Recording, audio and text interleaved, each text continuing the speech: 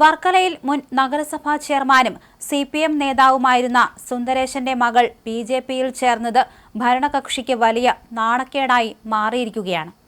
കുടുംബ വേരുകൾ CPMൽ ഉറച്ച ഇത്തരം വ്യക്തിത്വങ്ങളുടെ പാർട്ടി മാറ്റം ഇടതുപക്ഷ കേന്ദ്രങ്ങളെ അക്ഷരാർത്ഥത്തിൽ ഞെട്ടിച്ചിട്ടുണ്ട്.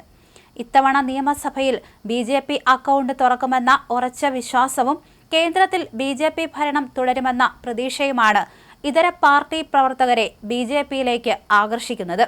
കോൺഗ്രസിന്റെ പാരമ്പര്യ കോട്ടകളിൽ നിന്നും CPMന്റെ പാർട്ടി ഗ്രാമങ്ങളിൽ നിന്നും ഒരുപോലെ ആളുകൾ BJP പാളയത്തിലെത്തുന്നുണ്ട്.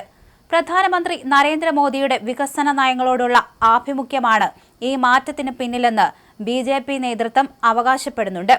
2020ൽ നിന്നും നിരവധി പേർ BJP മുന്നണിയുടെ ഭാഗമായത് കിഴക്കമ്പലം മേഖലയിലും പരിസരങ്ങളിലും രാഷ്ട്രീയ ചലനങ്ങൾ ഉണ്ടാക്കിയിട്ടുണ്ട്. പ്രാദേശിക നേതാക്കൾ മുതൽ താഴെത്തട്ടിലുള്ള പ്രവർത്തകർ വരെ NDA സ്ഥാനാർത്ഥികൾക്കായി രംഗത്തിറങ്ങുന്നത് വോട്ട് വിഹിതത്തിൽ വലിയ മാറ്റമുണ്ടാക്കുമെന്നാണ് വിലയിരുത്തൽ. കേരളത്തിലെ ദ്വിമുഖ രാഷ്ട്രീയത്തിന് അന്ത്യം കുറിക്കണമെന്ന ചിന്താഗതിക്കാരായ യുവാക്കളാണ് ഈ ഒഴുക്കിൽ പ്രധാനമായും മുന്നിലുള്ളത്. കോൺഗ്രസ് ഗ്രൂപ്പ് പോരിലും CPMന്റെ പ്രാദേശിക ഭരണത്തോടുള്ള എതിർപ്പിലും മനം മടുത്തവരും BJPയെ ബദലായി കാണുന്നു. തെരഞ്ഞെടുപ്പ് പ്രചരണം അവസാന ഘട്ടത്തിലേക്ക് കടക്കുമ്പോൾ കൂടുതൽ പ്രമുഖർ BJPയിലേക്ക് എത്തുമെന്നാണ് സൂചനകൾ.